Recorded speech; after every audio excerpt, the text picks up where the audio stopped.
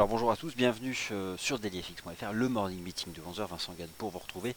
Nous sommes le 1er juin 2016, on peut regarder d'ailleurs les graphiques en données mensuelles, il y a un certain nombre d'enseignements à regarder. Non, sur le plan des catalyseurs de marché, le marché pense Banque Centrale Européenne, le marché pense Réserve Fédérale des États-Unis. C'est toujours perçu comme un risque de voir une fête trop agressive. N'oublions pas demain la réunion de l'OPEP, elle est importante cette décision, c'est un rendez-vous annuel à Vienne. Alors que le pétrole a doublé en 3 mois, 50 dollars. Que vont décider les gros acteurs du marché du pétrole? Vont-ils se satisfaire de cette remontée du prix du pétrole? Ça aussi, c'est important et ça va créer de la vol sur le marché. Les indices boursiers corrigent après avoir connu une fin du mois de mai euphorique, enfin notamment la semaine dernière, corrigent depuis des résistances techniques relevées en début de semaine. Et là, l'analyse technique intraday invite à penser que ce marché pourrait se replier davantage. Donc on va étudier l'analyse technique intraday du CAC via le CFD FRA 40, du DAX via le CFD GR30, du FTSE via le CFD UK 100. Voilà, pour les indices boursiers, ce sera tout. Le dollar US qui freine sa hausse, mais qui pour autant ne casse pas de support, avec une macro US toujours solide, en tout cas si l'on en croit les indicateurs d'activité donc constatés, donc ce qui s'est réellement passé, notamment du côté des consommateurs en avril. Reste que aux États-Unis, le bas blesse toujours du côté des indicateurs avancés. Hier, l'indice PMI pour la région industrielle de Chicago était décevant. Aujourd'hui, le marché, qu'est-ce qu'il attend? Le PMI pour l'ensemble des États-Unis et selon l'ISM. Alors, en Europe, on regarde beaucoup Market. Euh, Aux États-Unis, on regarde un peu Market. On regarde surtout l'ISM. Généralement, les investisseurs américains regardent d'abord ce qui est fait par des Américains et l'ISM, c'est américain. Market, c'est britannique. Alors, voilà toutes les choses qui m'intéressent sur le plan des fondamentaux. Le GBP et une forte volatilité avec un coefficient de corrélation qui tend à tendre vers 1 avec les sondages, ça devient du grand n'importe quoi sur le GBP. Alors, une parenthèse sur le GBP. Euh, Laissez-moi juste vous retrouver ça. Il y a deux choses sur la livre sterling.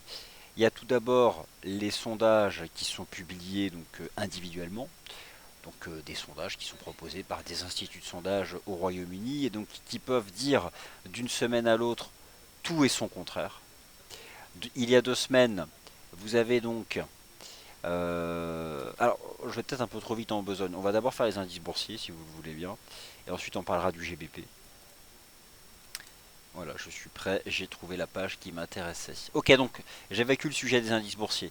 Alors partout ces marchés avaient atteint des résistances techniques fortes. Les 4530 sur l'indice CAC 40, le point de décrochage du 28 avril. Les 3090 de l'Eurostoxx 50, le point de décrochage du 28 avril. Et les 10 330 du DAX, le point de décrochage du 28 avril. Analyse technique parfaitement convergente, le RSI casse une ligne de tendance, le RSI se replie depuis la zone de surachat, cassure ce matin des moyennes mobiles à 20 périodes, moyenne mobile simple sur l'horizon de temps 4 heures, ici sur le GR30, ici sur le FRA 40, ici sur le USTX 50, qui représente donc la dynamique du benchmark Eurostoxx 50, cassure de ligne de tendance sur les RSI. Bon, en l'état, je pense qu'on retrace en fait la hausse de la semaine dernière, donc en correction, on retrace. Moi, je prends la jambe de hausse de la semaine dernière, 24 mai, 31 mai. Je la retrace. Et il s'avère que le 50% correspond au point d'accélération. Rappelez-vous, on était sorti par le haut de range, cette fameuse séance du 24 mai. Pour atteindre des résistances, on retrace. Si on brise MM20, on peut viser MM50, elle a une pente ascendante, elle arrive en soutien. Bon, j'envisage, en ce qui me concerne, la poursuite de cette correction des indices boursiers sur l'Eurostoxx 50 en direction des 3000-3020. C'est dans cette zone de prix que le marché pourrait éventuellement donc se retourner. En tout cas, là, nous sommes en phase donc de prise de bénéfices que l'on retrouve ici aussi sur le GR30. Le niveau technique de tous les indices boursiers qui me paraît le plus propre, ça reste les 10 109 du DAX. C'était le point haut de ce range. Peut-être que voilà, avec soutenu par MM50, le marché devrait tenter une amorce de stabilisation dans cette zone. On verra. Mais en tout cas, regardez maintenant la moyenne mobile à 20 heures. C'est elle qui a donné le signal en étant brisée hier. Euh, Maintenant, le marché est capé par cette MM 20 heures. En l'état, voilà la façon dont je vois les choses. Tant qu'on reste en dessous, bah, c'est baissier, le prix se replie, le momentum est baissier, la moyenne mobile intraday est baissière. Donc on est dans une situation de retracement de la hausse de la semaine dernière. Et le point fort sur le GR30, ça me paraît être les 10 109. Alors, sur Lucas 100, j'avais proposé une stratégie qui pour le coup a été invalidée, mais qui avait le mérite d'être bien gérée sur le plan du rendement risque. On faisait un petit range au-dessus donc des 6215. Bon, j'envisageais que la moyenne mobile à 20 périodes relance les cours. Son seul avantage, c'est si on s'y intéressait, le stop c'était 10 points en dessous. Bon, on l'a brisé, donc c'est révolu comme stratégie. On revient en contact des mêmes 50. Ce qui pose problème à Lucas 100, c'est bien sûr la volatilité propre au sondage lié donc au référendum qui demande donc aux Britanniques soit de voter pour que le Royaume-Uni reste dans l'Union Européenne, soit en sortir. Pour autant, attention, je pense qu'on va s'établir dans un range maintenant MM20, MM50 ici en H4 sur Lucas 100. On peut peut-être même déjà considérer ça comme un support. Si je prends toute la hausse récente de Lucas 100, on est presque à 50% sur cette jambe de hausse. La jambe de hausse de la semaine dernière, on est sur 61,8. Donc on a ici je dirais, un ensemble de niveaux de retracement qui me fait penser que lui a plus d'avance dans la correction, donc il faut se méfier. Il peut amorcer une stabilisation dans cette zone, sachant que c'était ça le haut du range. On avait ici une fausse sortie, une réintégration. Donc, les 6173. Après, bon, l'idée c'est d'attendre là aussi quelque chose qui s'apparenterait à une div H1 ou l'amorce d'un retournement. Pour l'instant, en intraday, toutes les moyennes mobiles sont orientées à la baisse, le prix baisse, le momentum baisse, ça diverge pas encore. C'est donc en correction sur ces indices boursiers, CAC, DAX, FTSE 600. Alors, on parlera des indices US cet après-midi. Le Bund profite de cette aversion au risque cette semaine, après l'attrait pour le risque de la semaine dernière. Un marché qui sera directement impacté donc par la décision de la BCE demain. Vous savez que la courbe des taux en Allemagne, c'est le grand n'importe quoi. Elle est toute plate sous zéro jusqu'à 8 ans. Prenez le rendement obligataire de l'Allemagne fédérale, avec des contrats souverains émis par le Trésor public en Allemagne pour lever des fonds.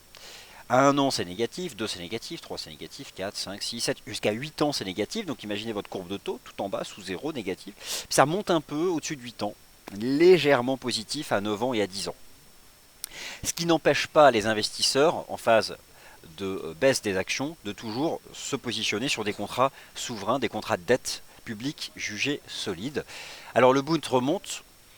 Moi je pense toujours que c'est un marché qui a du potentiel parce que les taux d'intérêt sont toujours très bas au sein de la zone euro.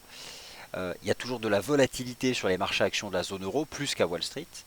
On dérive à plat, j'ai le sentiment qu'on forme un range. Il y a une résistance à 164,58. Si on la dépasse, le marché remontera sur ses récents sommets. Mais pour l'instant, on s'est mis dans un petit range parfaitement limpide entre 163 et 164,50. Ici donc sur le Bund. Donc j'ai tendance à croire, pour résumer ma pensée, que sur les indices boursiers de la zone euro, bon, on retrace, on est en correction. Moi je surveille beaucoup le H1. Je pense que c'est pas terminé sur le GR30, ni le FRA 40, ni le EUSTX 50. Point fort à 10 110 sur le GR30. Par contre, attention à Lucas 100, qui lui est proche d'un support. MM50H4. Et éventuellement, ça m'intéresse, une stratégie sur MM50H4 sur Lucas 100. Alors, ce qui se passe, c'est que les investisseurs tendent à surréagir à la publication des sondages. Il y a 2 semaines, vous avez un sondage qui donne 13 points d'avance pour le maintien du Royaume-Uni dans l'Union européenne. Hier, vous avez un sondage qui donne 4 points d'avance pour sortir de l'Union européenne. Le spread a donc évolué de 17 points, dans l'autre sens. Ces sondages, ils sont individuels. Mais si vous regardez Bloomberg, qui au jour le jour propose des sondages, je vais vous donner le lien, qui font la synthèse donc, de tous ces sondages individuels, on a toujours une légère avance pour le maintien du Royaume-Uni dans l'Union européenne. Et selon donc Bloomberg, les chances d'un Brexit sont de 19%. Chose égale par ailleurs, c'est donc une synthèse qui est proposée, qui a été actualisée par Bloom le 29 mai. Donc ça reste quand même assez proche de nous. Alors, le GBP-USD réagit malgré tout à ça, réagit aussi à l'analyse technique. Et sur le GBP-USD, le range, il est parfait. Il s'établit entre 1,4330 et 1,4769, le point de rejet du 3 mai. Les 1,4350, 1,44, on sait ce que c'est un gros niveau horizontal, c'était l'ancienne ligne de coup de cette épaule inversée. Bon, là on teste une toute petite ligne de tendance, je ne suis pas sûr qu'elle soit réellement intéressante, hein. C'est baissier en intraday le GBP USD. Bon, on a un point fort intraday malgré tout ici que le marché teste, donc qui se situe à 1,4420. On retrouve ces fameux 1,4420. Qu'est-ce qu'on est en train de construire dessus? Un espèce de range qui ressemble d'ailleurs à une formation élargie. Bon, ça reste quand même compliqué. Moi, j'envisage pas de stratégie particulière dessus. Il y a un risque peut-être de briser les 1,44-42. Bon, en tout cas, voilà, on revient sur ce niveau. Ça reste quand même très volatile, ce GBP USD. Moi, après le chandelier d'hier, qui s'apparente d'ailleurs à celui qu'on avait connu ici le 3 mai, j'envisage la poursuite des séances de ce type-là. On devrait glisser petit à petit en direction des 1,43-32. Aujourd'hui, ça va être essentiellement dû. Alors, les stats britanniques ce matin, elles n'étaient pas très bonnes. Mais aujourd'hui, ce qui intéresse le marché, c'est bon, déjà la capacité de l'économie US à créer des emplois selon l'ADP, ça a l'air d'être le cas, ça on le sait.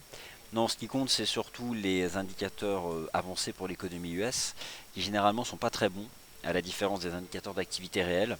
On verra cet après-midi le PMI manufacturier selon l'ISM, c'est le seul PMI manufacturier qui intéresse les traders aux États-Unis. Il est attendu, selon Bloomberg, à 50,4, à peine au-dessus donc du niveau des 50, avec finalement une tendance à pas réussir à s'extraire par le haut de cette zone de neutralité qui sépare anticipation d'expansion, anticipation de contraction. Faut pas, absolument pas, pour l'économie US et les anticipations liées à la Fed, que ce PMI passe sous 50.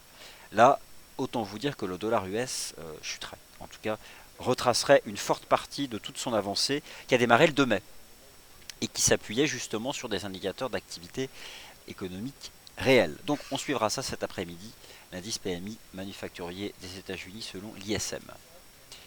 Donc ça c'est une zone intermédiaire, moi les 1,4420, si votre question est de savoir est-ce qu'on peut envisager une stratégie sur 1,4420, moi ça ne m'intéresse pas, ça me paraît trop risqué, surtout après le chandelier d'hier.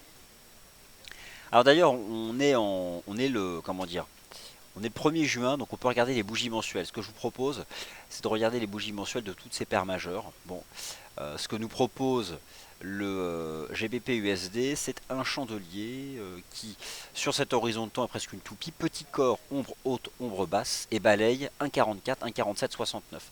Il y a quand même une probabilité forte qu'on se maintienne là-dessous.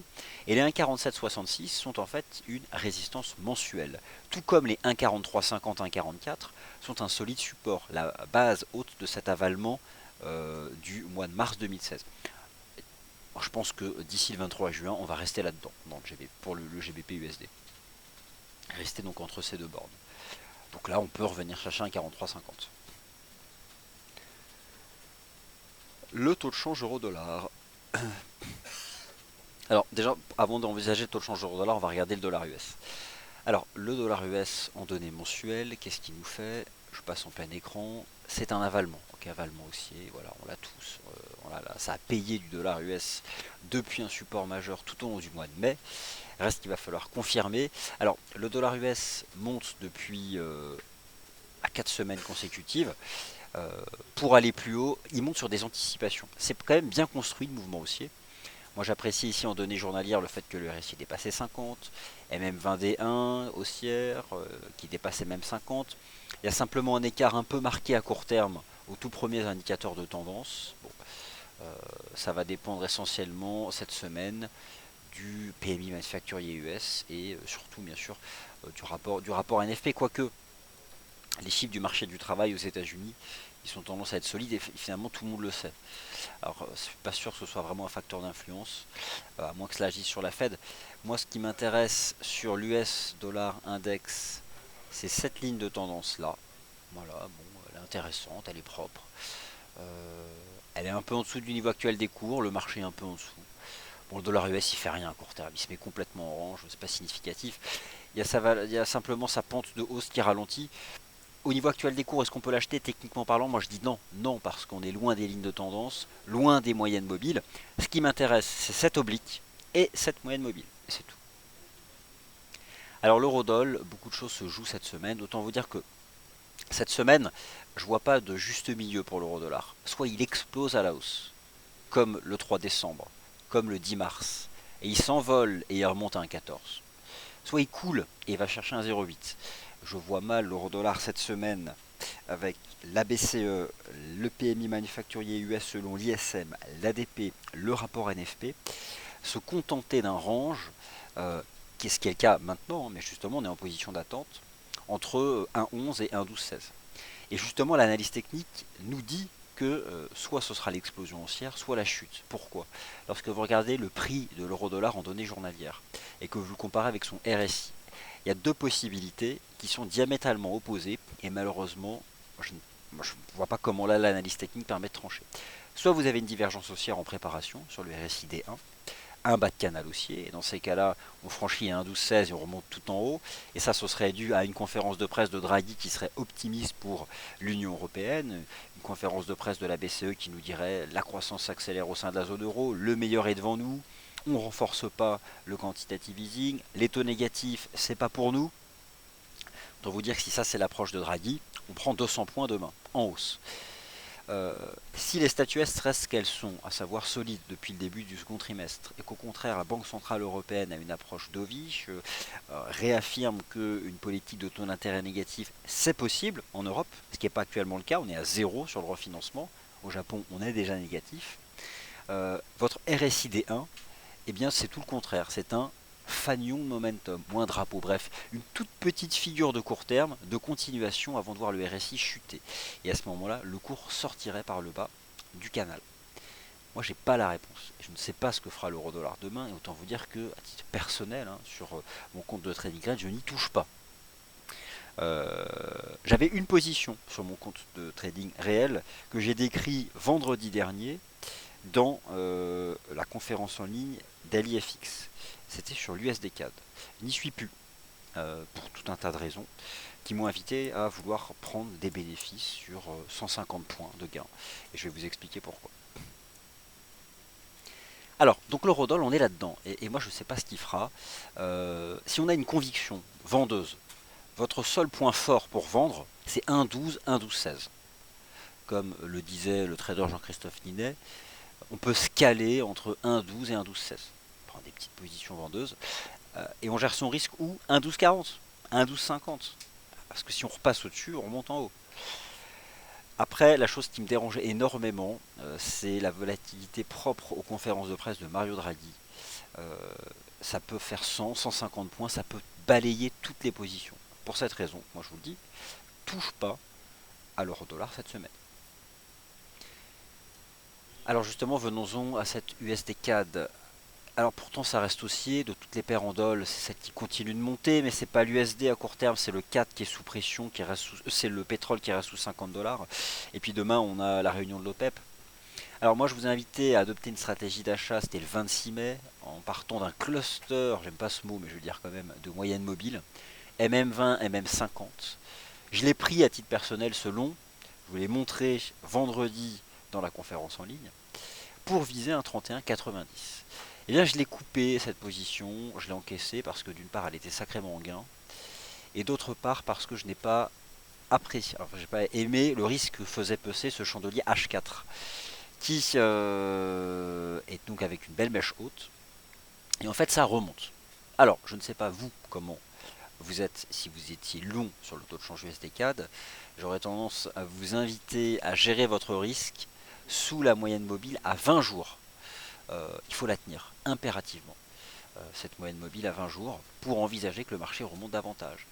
Après, c'est vrai que ça reste bien orienté, c'est vrai que le graphique daily invite à y croire, le RSI est au-dessus de 50, ça reste bullish, on a quand même mis des mois et des mois à quitter le range 30-50, alors est-ce qu'on peut s'intéresser encore au niveau de support? Oui, pourquoi pas, pourquoi pas. En tout cas, ça peut toujours revenir chercher 31,50, voire 31,90. Mais moi, je suis obligé d'être transparent puisque je vous ai présenté, et je le fais régulièrement, ce compte réel, je n'y suis plus.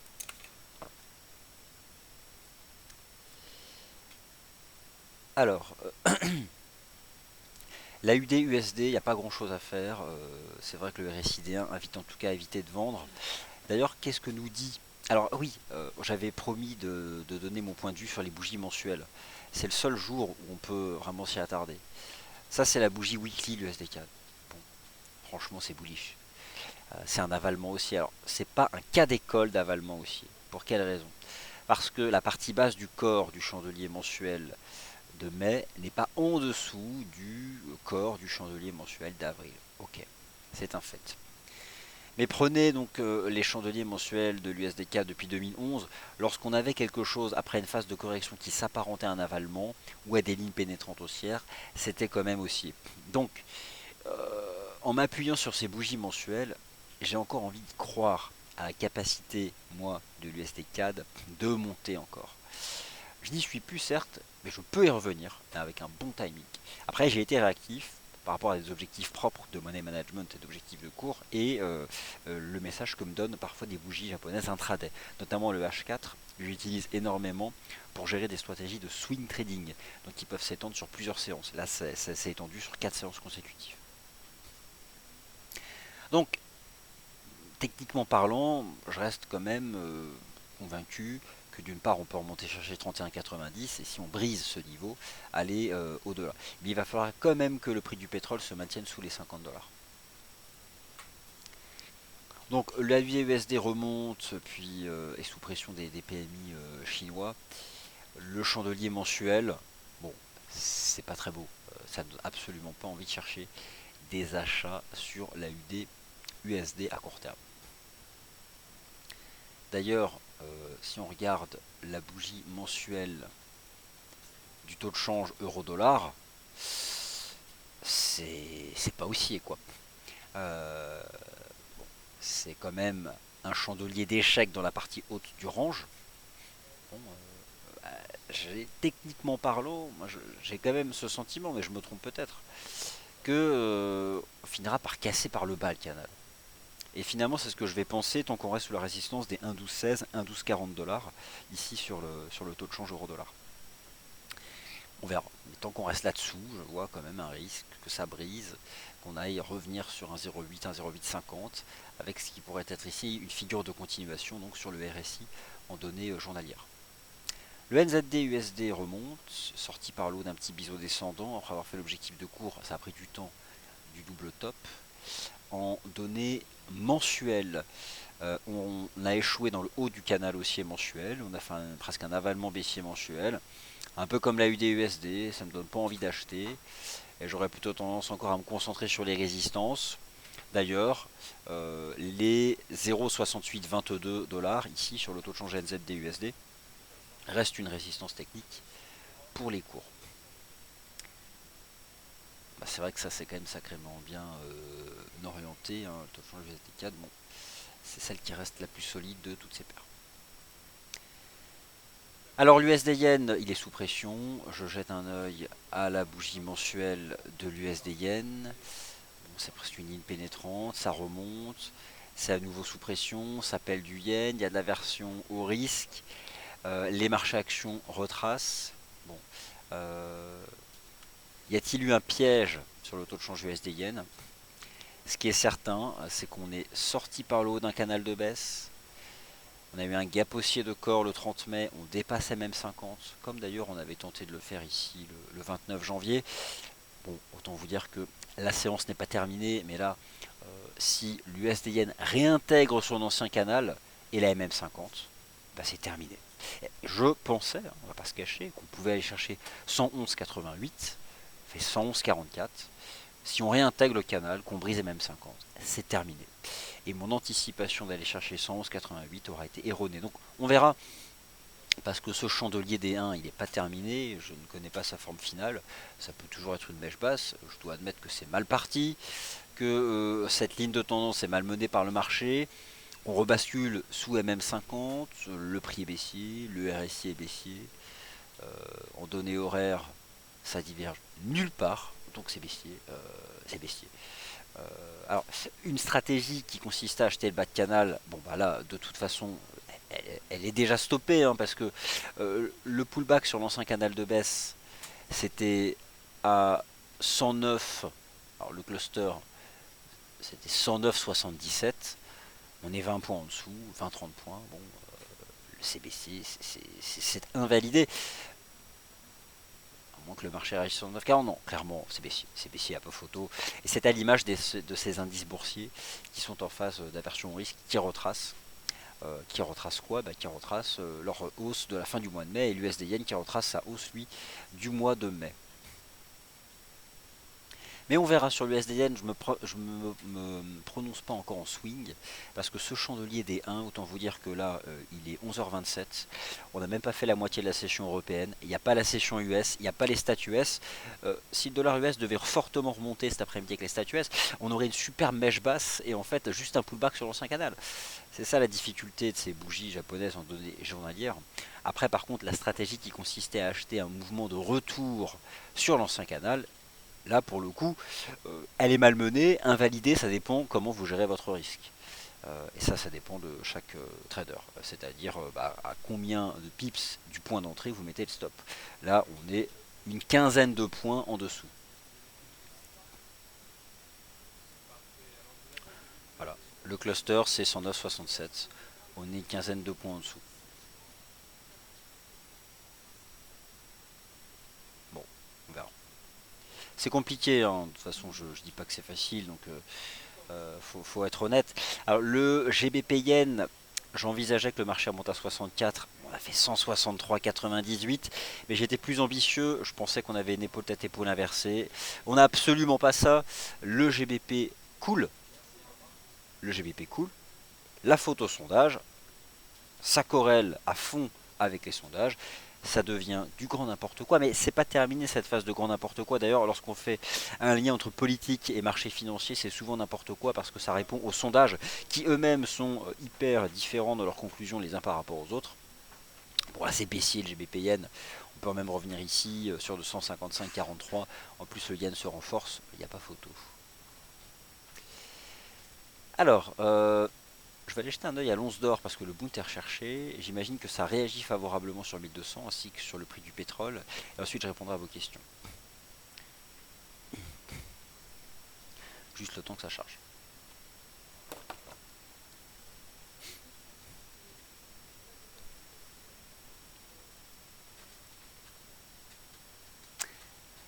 Alors, le gold, enfin, réagit sur une ligne de tendance haussière. Donc cette ligne de tendance, alors on peut la tracer de plusieurs façons. Pardon. On réagit au-dessus des 1200 $. Bon, est-ce que pour autant c'est terminé? Il n'y a pas encore suffisamment d'éléments, il n'y a pas de div. Il y a juste un rebond technique lié à cette petite conso du dollar US. J'ai pas encore de certitude, je pense que ça peut baisser davantage. Lorsque d'ailleurs on regarde la bougie mensuelle du gold, bon, ça n'a rien de très haussier. Non, je pense qu'il n'y a pas suffisamment d'éléments encore pour dire que ce marché va se stabiliser. Pour autant, on a fait 1, 2, 3, 4 semaines consécutives de baisse, mais le vrai point d'accélération, c'était pas 1200, c'était 1190 $. J'ai pas encore assez d'éléments qui me disent que ça va se stabiliser. À part cette toute petite bougie hier haussière, ça peut encore corriger. On est sorti par le bas d'un canal. Le niveau c'est 1191. On a cette ligne de tendance. Je vais zoomer. Qu'est-ce que nous dit l'analyse technique H4? Alors il y avait une div haussière en H4. Ok, donc on fait un petit rebond technique. Mais c'est tout quoi. Ça peut nous mener les premières résistances. L'ancien canal de baisse, ça fait 1230 et encore. J'irai pas jusqu'à envisager une stratégie trop haussière sur ce marché. Enfin, un petit canal haussier de reprise. Mais je pense toujours qu'il y a un risque de baisser davantage. Alors par contre, c'est ce qui explique d'ailleurs la belle tenue du taux de change USD CAD. Le pétrole fait un double top sous 50 $. Comme quoi, hein, les chiffres ronds pile poil 50. Là pour le coup, ça va baisser le pétrole, c'est ce que suggère l'analyse technique à court terme. On va revenir au contact de cette ligne de tendance, probablement sur les 46,75. C'est ce qui met sous pression le dollar canadien et ce qui maintient la stratégie swing USD CAD parfaitement en place. grâce au dollar canadien, et on peut avoir un renfort du dollar US selon les chiffres qui sont publiés cet après-midi. Ok, je repasse sur la disposition graphique propre au marché d'échange et je vais répondre à vos questions. USDCHF, Eurodol, on en a déjà parlé. GBP Yen, idem. Je ne suis pas ce marché. Je poste quelques citations. Alors, un indicateur technique intéressant que nous précise donc Sébastien sur l'Eurodoll. Je vais ajouter les moyennes mobiles à 20 et 50. Alors, si elles ont croisé à la baisse, en effet, ça peut aller dans le sens à terme qu'on sorte par le bas du canal. Donc, on va mettre la moyenne mobile à 20 jours. On va mettre la moyenne mobile à 50 jours. Je vais me recréer un modèle comme ça, ce sera mis en place plus rapidement. Bon, en effet, la pente commence à être baissière. Voilà, donc c'est, je pense aussi ça, hein, que sous un 12-16, un 12-40, le risque, on fait un petit range, c'est de briser, peut-être ici un drapeau de momentum. Bon, en tout cas là, c'est un élément technique négatif. Le GBP Yen, j'en ai parlé. Le taux de change. Alors, une question sur l'USD Yen. Alors, j'ai un biseau descendant, départ 29,01 en daily avec un pullback possible sur 108. Un biseau descendant. Alors, le point de départ, vous dites le 29 janvier. Janvier. Ah, ok. Bon, je vais retirer ça. Tracer quelque chose comme ça. Alors, ce sera peut-être plus visible sur l'horizon de temps supérieur. Ouais, non, c'est pas vraiment un 29 janvier, ouais. Bon, oui, on a brisé ici un trend, mais c'est pas, j'y verrai pas forcément un wedge parce que c'est très impulsif comme figure. Mais ça reste un élément de chart. Non, mais moi, je vais vraiment forger mon opinion sur la D1. Parce qu'on est capable de tenir on est capable de tenir le canal.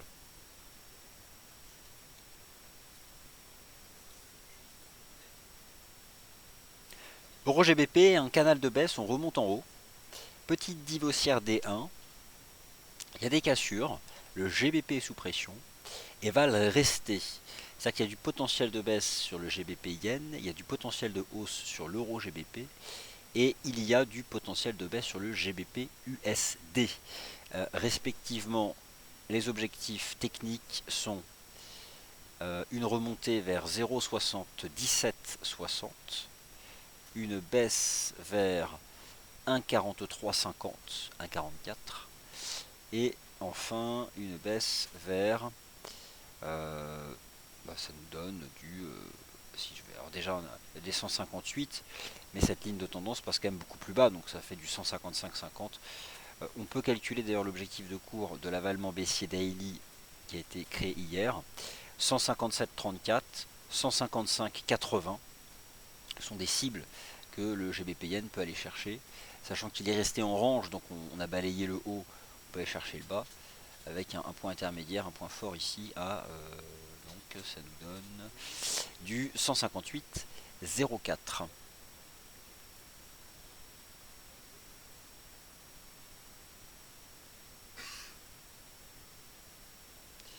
Alors je poste les commentaires, quelques graphiques. Voilà le fameux biseau en question de l'USD Yen. Voilà, intéressant, vous pouvez cliquer sur le graphique de l'INEL. USD Yen, c'est en effet sous pression, clairement sous pression, ça paye du yen. Après, je vais attendre quand même de voir ce que ça va donner, mais oui, c'est clair que là, pour le coup, c'est bear. Alors, je poste tout. Un mot sur le S&P 500 et ça je couvrirai ça donc sur le Wall Street Insider. Quant aux objectifs directionnels proposés dans la newsletter, sont des objectifs weekly, donc l'idée c'est de partir d'un vendredi jusqu'au vendredi suivant. Bon, c'est ça aussi, c'est compliqué d'évaluer réellement le succès de ces anticipations parce que bon, on peut être en milieu de semaine à un endroit complètement différent de la fin de semaine. C'est pourquoi nous, dans la maison d'EliFX, plutôt que vous dire lundi notre anticipation c'est que d'ici vendredi on sera là, on préfère s'exprimer tous les jours parce qu'il faut être réactif, notamment en day trading, plus qu'un simple avis figé dans le marbre sur une base weekly. Voilà, chers auditeurs, j'ai répondu à toutes vos questions. Je vous laisse sur ce chart de l'euro-dollar. Et puis, on se retrouve donc à 15h15 pour le Wall Street Insider et pour le PMI manufacturier des États-Unis en mai selon l'ISM. Merci à tous.